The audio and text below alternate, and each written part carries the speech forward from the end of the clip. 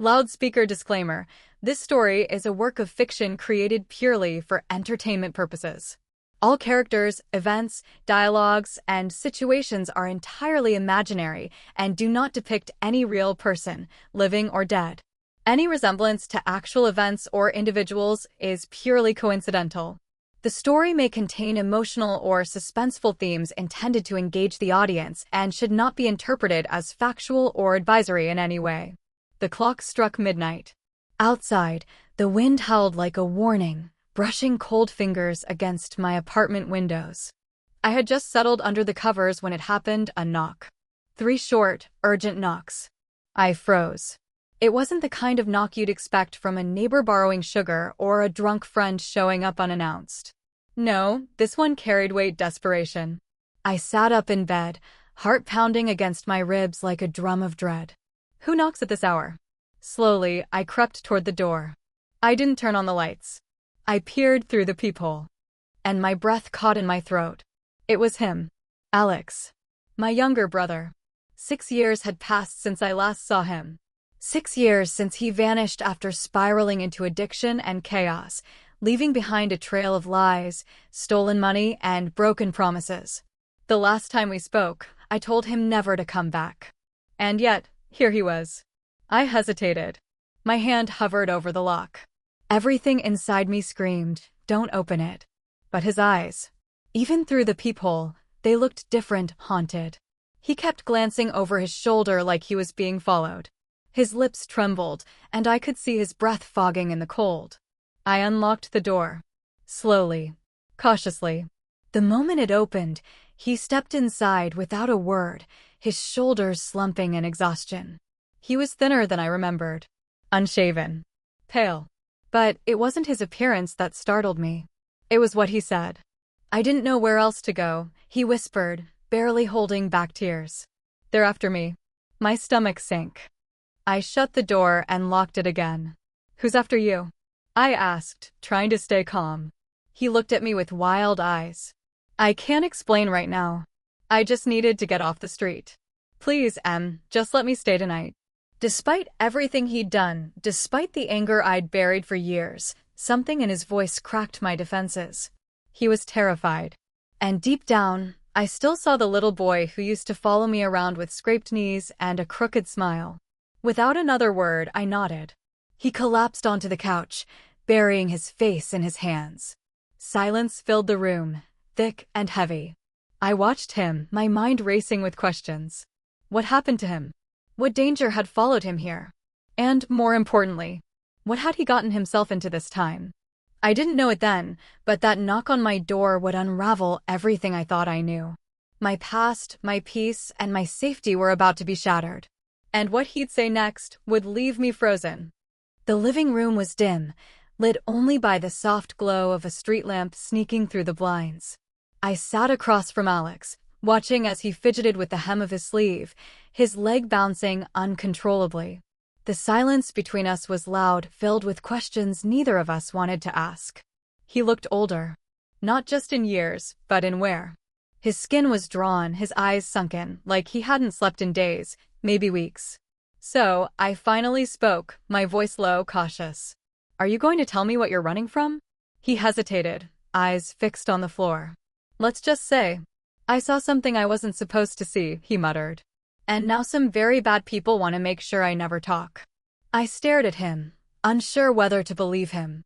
After all, this was Alex, the same brother who once sold Mom's necklace to buy pills. The same person who disappeared right after Dad's funeral without a word. The years had been filled with anger, heartbreak, and eventually, distance. I had taught myself not to care. But here he was, sitting in my living room, cold, terrified, and asking for my help. "Why now?" I asked, my voice sharper than I intended. "Why show up after all these years? You vanished, Alex. You left me to clean up everything." I waited. I worried. And eventually I gave up. He looked at me then, truly looked, eyes filled with guilt and pain. "I know. I messed up. More times than I can count. I burned every bridge. But I didn't know where else to go, You're the only person I have left." His words stung. Not because they weren't true, but because deep down I still cared. Despite everything, he was still my brother. "I don't know if I can trust you," I whispered. "I don't blame you," he said quietly. A heavy silence fell again. I looked over at the clock. 12:47 a.m. "I'll let you sleep on the couch tonight," I finally said. "But tomorrow morning I need the truth. All of it." He nodded gratefully. "Thank you."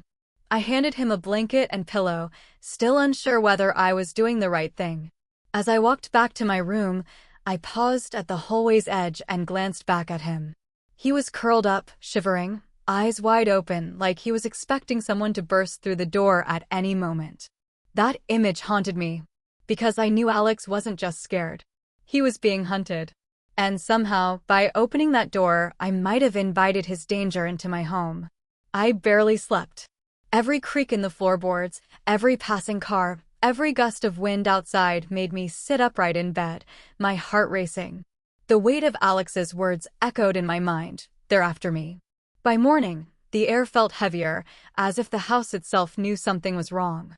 Alex was still asleep on the couch, but his face twitched with stress. He was sweating, whispering something in his sleep. I didn't wake him. I just stood there for a moment, watching my younger brother, the same kid who used to chase butterflies in our backyard, now reduced to a haunted shadow of himself. I made coffee and sat by the window. That's when I noticed it. A black car, parked across the street. It hadn't been there last night. The windows were tinted. The engine wasn't running. No movement inside. But something about it made my skin crawl. I checked again an hour later. It was still there. When Alex woke up, I asked, "Is someone following you?" His face drained of color. "Why? What happened?" I pointed out the window. He peered through the blinds and stepped back instantly, his voice low and urgent. "That's them." "Who?" I demanded. He hesitated, then sighed. "It's complicated. Try me." He ran his fingers through his messy hair. 6 months ago, I got clean. I was working for a delivery company.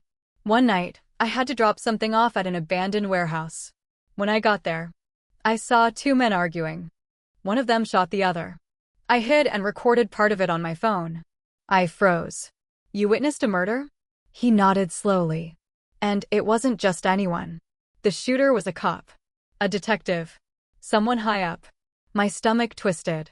"Why didn't you go to the police?" He laughed bitterly. "You think they'd believe me? A junkie with a record. What about the video?" I lost the phone 2 days later.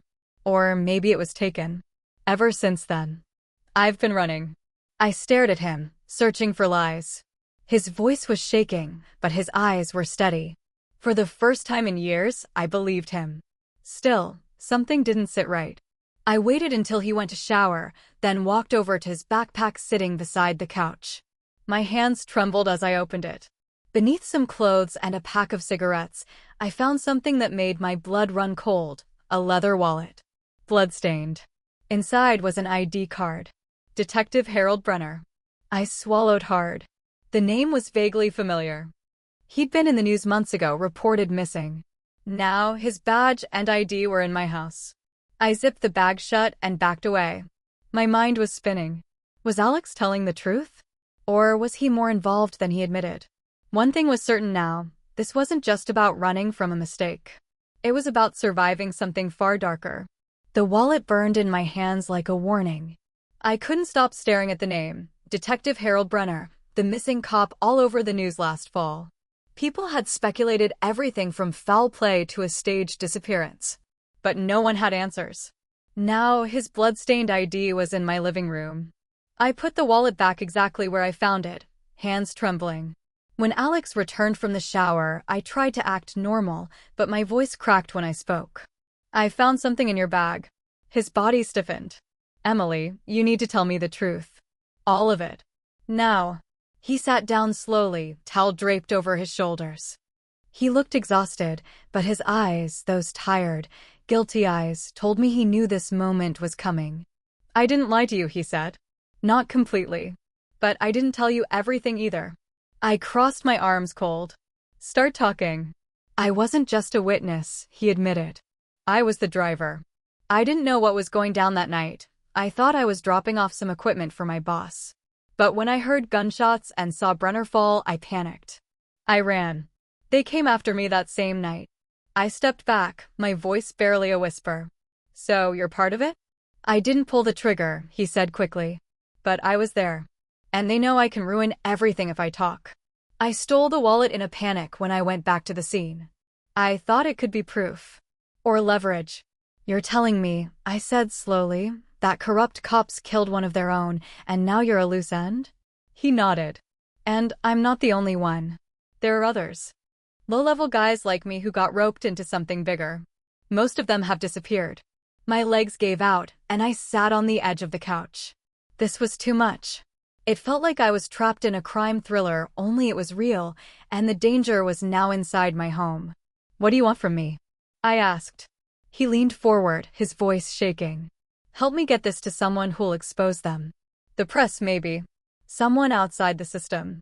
If I go to the cops, I'm dead before I speak. I wanted to say no. I wanted to scream at him for dragging me into this. But then I remembered that car outside. The fear in his voice. The blood on the wallet. Before I could respond, my phone rang. Unknown number. I hesitated, then answered. A calm, male voice spoke. Stay out of this, Miss Bennett. Or you'll both disappear. The line went dead. I looked at Alex. His face had gone pale. That call wasn't just a threat. It was a warning. And now I had to make a choice. Turn him in. Or stand by him and face whatever storm was coming. I locked the door. Double-checked the windows. Closed the curtains. That call had flipped a switch inside me. I wasn't just scared anymore, I was angry. Someone had my number. They knew who I was, where I lived. This wasn't just Alex's problem anymore. It was mine too. Alex sat silently on the couch, fingers twitching, eyes vacant. I could tell he was reliving that moment, whatever he'd seen that night, whatever he was now running from. I know someone, I said finally. He looked up. Her name's Zoe Harper. She's a freelance journalist, used to work with me back when I interned at the Herald. If anyone can get this story out, it's her. He nodded slowly. But she can't come here. I'll go to her. Alex reached into his jacket and pulled out a small USB stick. Everything I have is on this. Names. Footage. Audio recordings. Some of it I downloaded before they wiped my phone. This is why they're hunting me.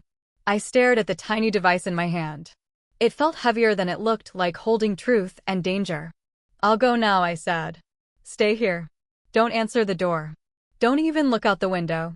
But just as I reached for my coat, the lights in the apartment flickered and went out. We froze. Total silence. Then bang. Not the door. The back window. Someone was trying to get in.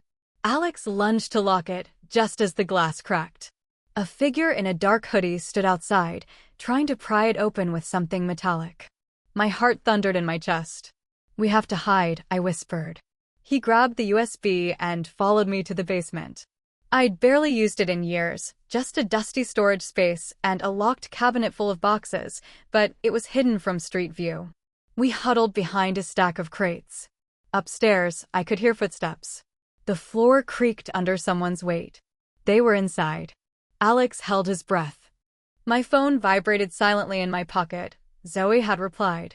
Zoe, I'm out of town. Back tomorrow. Whatever it is, be careful. I put the phone away. Whoever was upstairs didn't say a word. Just moved slowly, methodically. Searching. I clutched Alex's arm. His face was damp with sweat. Then, silence again. After 5 long minutes, we heard the door close. A car starting. Driving away. We didn't move for another hour. When we finally crept upstairs, the living room was a mess. Cushions tossed. Drawers open. Someone had looked for something and didn't find it.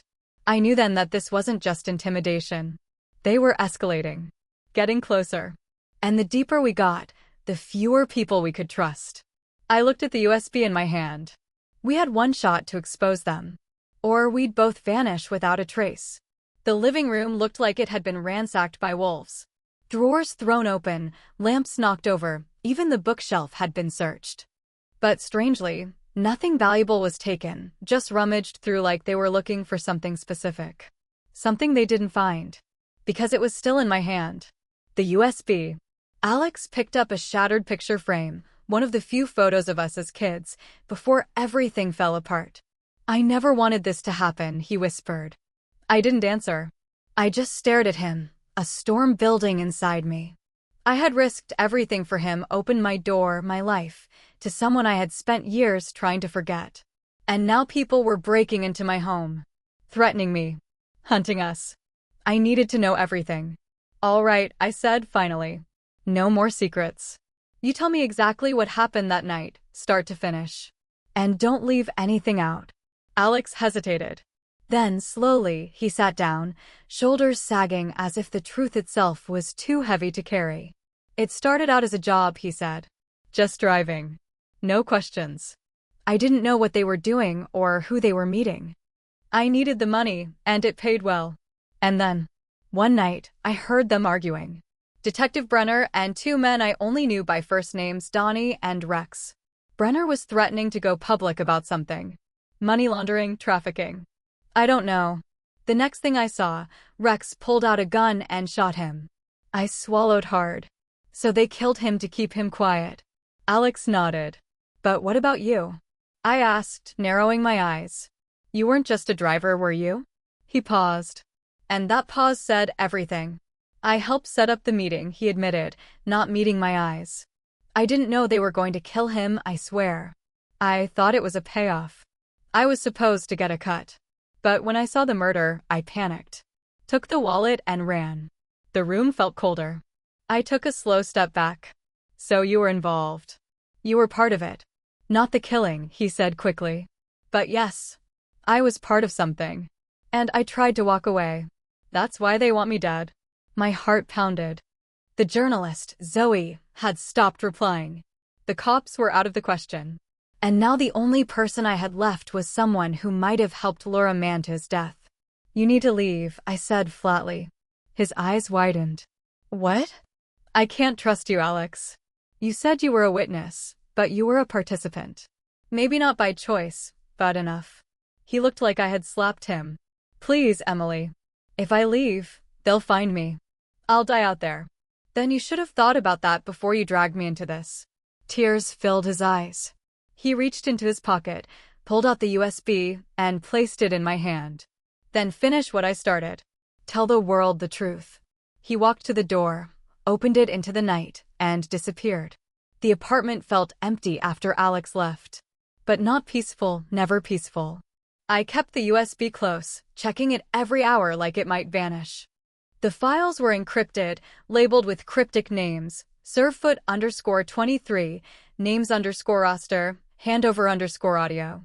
Inside were grainy videos, voice memos, scanned documents, enough to burn down a department, maybe even more. I emailed Zoe again. No response. I tried calling, but her number rang once before going straight to voicemail. Either she was too afraid to respond, or someone had gotten to her. I stayed up through the night, laptop open, reading every file. It was worse than I imagined: corruption, internal cover-ups, even a list of officers who'd disappeared under suspicious circumstances. Alex wasn't lying. He was right in the middle of something massive. But he had also left. And part of me hated him for it. By the next evening, I'd decided to act. I arranged a secure drop via an anonymous contact on a journalist's whistleblower forum. I wouldn't wait for Zoe anymore. This was bigger than her. Bigger than both of us. At 11:45 p.m., I finalized the upload. The files were being sent to multiple outlets, newsrooms, watchdog groups, even international press. It was done. And I felt numb. I sat back on the couch, watching the second hand crawl across the clock. 12 minutes to midnight. Then knock. Knock. Knock. Not again. My blood froze. My whole body tensed. 3 knocks. Exactly like before. I approached the door quietly, barely breathing. My fingers hovered over the deadbolt as I peered through the peephole. It was him. Alex. He was slumped against the frame, barely standing. His face was pale, eyes half closed, one hand pressed against his side. There was blood. I yanked the door open. "Alex." He stumbled forward, and I caught him just in time before he collapsed to the floor. My hands pressed instinctively against the dark red spreading beneath his jacket. "They found me," he gasped. "One of them followed me." I tried to lose him, but his breathing was shallow, erratic. I grabbed towels, pressed hard against the wound. "Stay with me. You're going to be okay." He looked up at me, his voice faint. "Did you send it?" I nodded. "Yes. It's out. People are going to see everything." Relief flickered across his face, even through the pain. A weak smile tugged at the corners of his mouth. "Good. That's good." His next words came in a whisper, barely audible. "I came back because you were the only one who ever believed in me." And then his eyes closed. The ambulance arrived within minutes. Alex was barely conscious when they wheeled him out of my apartment. I rode in the back, holding his hand while the paramedic worked frantically to stop the bleeding. The city lights passed by in a blur, but all I could hear was his voice in my head. "You were the only one who ever believed in me." It haunted me. It broke me. In the hospital waiting room, I paced for hours.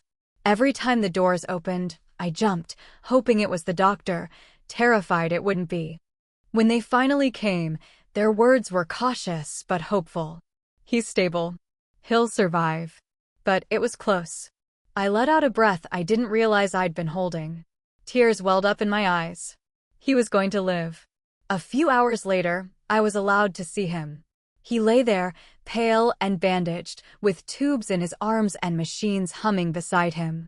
But when his eyes met mine, they were clear. "You made it," I whispered. He gave the faintest nod. "So did you." For a moment, there was silence. Then I reached into my coat and held up the empty USB case. I uploaded everything. Sent it to 5 news agencies. The story's already out. It's trending. People are talking. The names, the corruption, the murders, they can't bury it anymore. His lips curved into the smallest, most grateful smile I'd ever seen. "Thank you." And in that moment, the years of hurt between us didn't matter. Not the lies, not the distance, not even the pain. He had come back. And I had stood by him. By morning, the media explosion was unstoppable. Major news outlets were running the story. Police departments were issuing statements. Internal Affairs launched an immediate investigation. 3 high-ranking officers had already been suspended. Anonymous sources confirmed federal involvement was underway. Zoe finally messaged me. "I saw the story. You did the right thing. Proud of you." I walked outside the hospital later that day. The sun was rising. Warm, golden light breaking over the horizon, like something new had begun. For the first time in years, I felt light again. And yet, I was changed. That knock at my door had shattered my quiet world, forced me to reopen wounds I had buried deep. But it had also brought something back I didn't know I was missing: family, trust, closure. A few days later, Alex was moved to a secure location under protective custody. We spoke often. His recovery would be slow, not just physically, but emotionally too. But for the first time, he was trying. Trying to be the brother I once knew. In the end, it wasn't just what he said that night that left me frozen. It was the fact that after all those years, after all the betrayal, pain, and silence, he still believed I was worth coming back to. 70.